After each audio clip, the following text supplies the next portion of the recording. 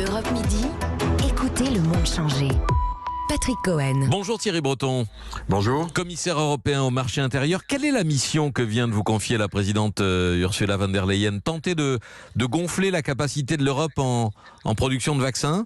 Alors, la mission que la présidente vient de me confier a deux volets. Le premier, c'est s'assurer que tous les engagements qui ont été pris par les laboratoires qui commencent à fournir l'Europe, mais aussi le reste du monde en vaccins, vont être tenus. Le deuxième volet de la mission, c'est de configurer tout de suite ce que pourrait être précisément une Europe de la santé. On voit que c'est très important que, à l'image de ce que ont les États-Unis avec leur BARDA, c'est-à-dire leur institution où ils peuvent très en amont intervenir, il faut absolument qu'on ait la même chose en Europe, avec pour ambition évidemment d'avoir un continent européen totalement autonome en matière de fabrication vaccinale, mais aussi de pouvoir suivre les variants, de pouvoir suivre tout ce qui se passe, et on en reparlera si vous le voulez. Alors une sorte d'Airbus du vaccin, peut-être Thierry Breton. Comment faire en augmentant la capacité des chaînes de production existantes ou en créant de nouvelles usines? Alors, il faut savoir que sur les 3 ou 4 vaccins, parce qu'on en a bientôt un 4e qui va être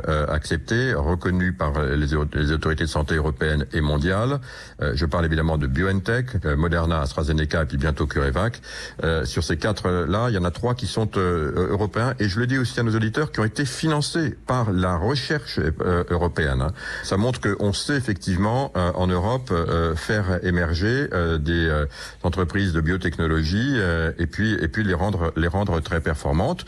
Mais aucun des 3, y compris AstraZeneca, n'avait d'expérience jusqu'à présent de fabrication massive de vaccins. Donc il faut en parallèle, évidemment, nous assurer qu'ils puissent soit s'associer avec les laboratoires qui pourront le faire, c'était le cas notamment entre BioNTech et Pfizer, soit eux-mêmes monter leur propre chaîne de fabrication. Alors c'est évidemment, ils ont commencé, ces engagements ont été pris.